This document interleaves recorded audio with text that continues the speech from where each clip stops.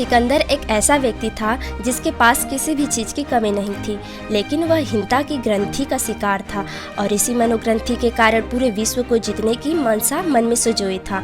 अपनी इस विश्व विजय यात्रा पर निकलने से पहले वह डायोजनीस नामक फकीर से मिलने गया, जो हमेशा नग्न और परमानंद की अवस्था में रहते थे। सिकंदर को देखते ही डायोजनीस ने पूछा, तुम कहाँ जा रहे हो? सिकंदर ने कहा, मुझे पूरा एशिया महाद्वीप जीतना है। डायोजनीस ने पूछा, उसके बाद क्या करोगे? सिकंदर ने उत्तर दिया, उसके बाद भारत जीतना है।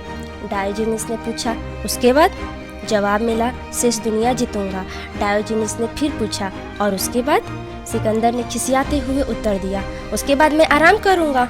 डायोजनीस हंसने लगे और बोले, जो आराम तुम इतने दिनों बाद करोगे वह तो मैं अभी भी कर रहा हूँ।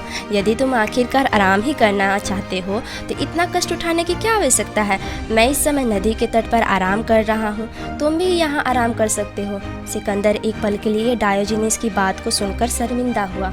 उसने सोचा कि उसके पास सब कुछ है पर शांति नहीं, और डायोजनीस के पास कुछ नहीं है पर उसका मन शांति व आनंद से भरा हुआ है।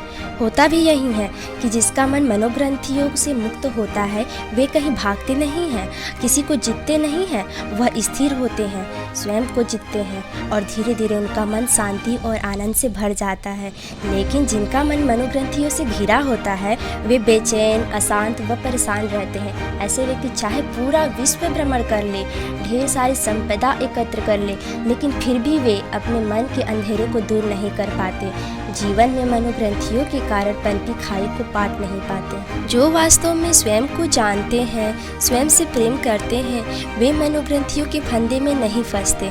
मनोग्रंथियाँ तो हमारे मार्ग में ऐसे गहरे गड्ढे की तरह होती हैं जिनमें फंसकर हम आगे नहीं बढ़ पाते और वहीं ठहर जाते हैं। इन मनोग्रंथियों से हमें निकलने का प्रयास करना होगा, तभी हम आगे बढ़ पाएंगे। और इसके लिए सबसे पहले हमें स्वयं से प्रेम करना होगा और स्वयं की वास्तविकता व महत्व को स्वीकार करना होगा।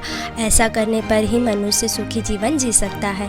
फ्रेंड्स, आपको ये वीडियो कैसी लगी कमेंट करके हमें ज़रूर बताइएगा और इसी तरह के वीडियो को देखने के लिए हमें सब्सक्राइब करना ना भूलिएगा।